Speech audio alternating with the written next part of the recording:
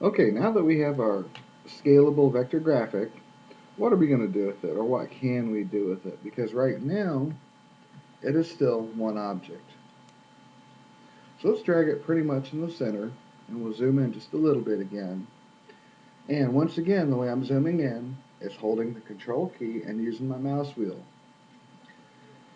So, since we have one object, the idea is to get it in multiple objects. So, if you hit Shift,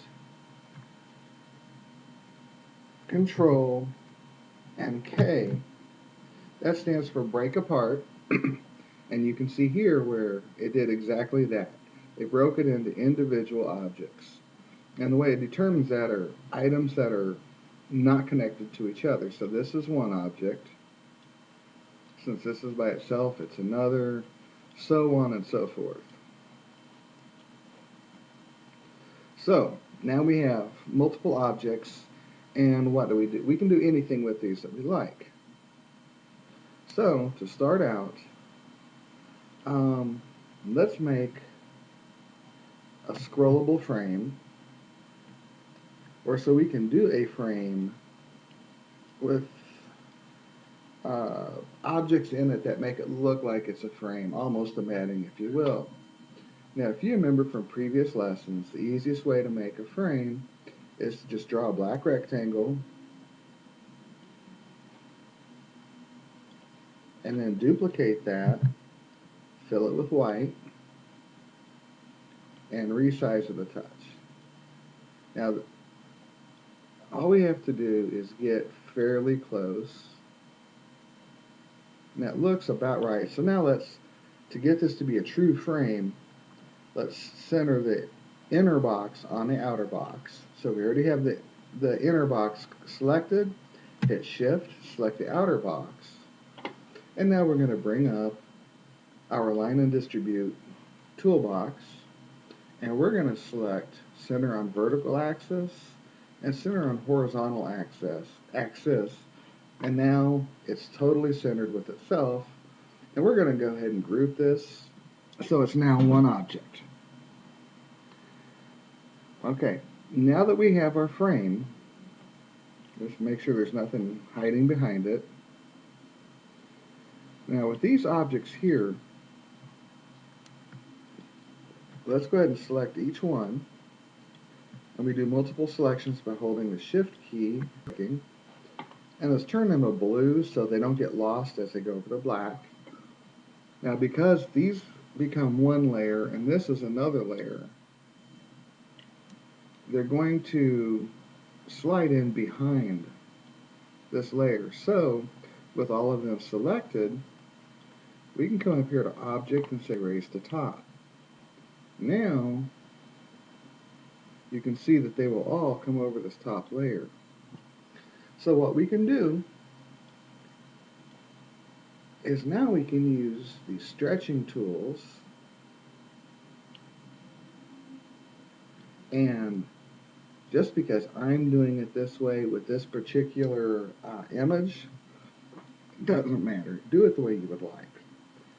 You can squish them down. And actually, I think that looks pretty good. And we center this on this object by selecting this object first, selecting the frame, and once again we bring up our Align and Distribute, and center. And there we go. So, obviously I think we would want this down here on the bottom, so simply, click off.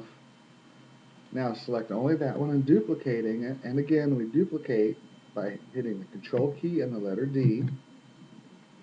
Now, I'm using my cursor keys and I'm hitting the down arrow. As you see, it's not going very far per click.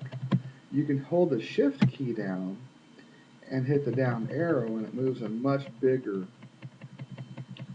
amounts. So once you get it close, let go of the Shift, and if you hold the Alt key, it moves it in tiny, tiny, tiny amounts. Now, it's your option at this point with this object is maybe invert it.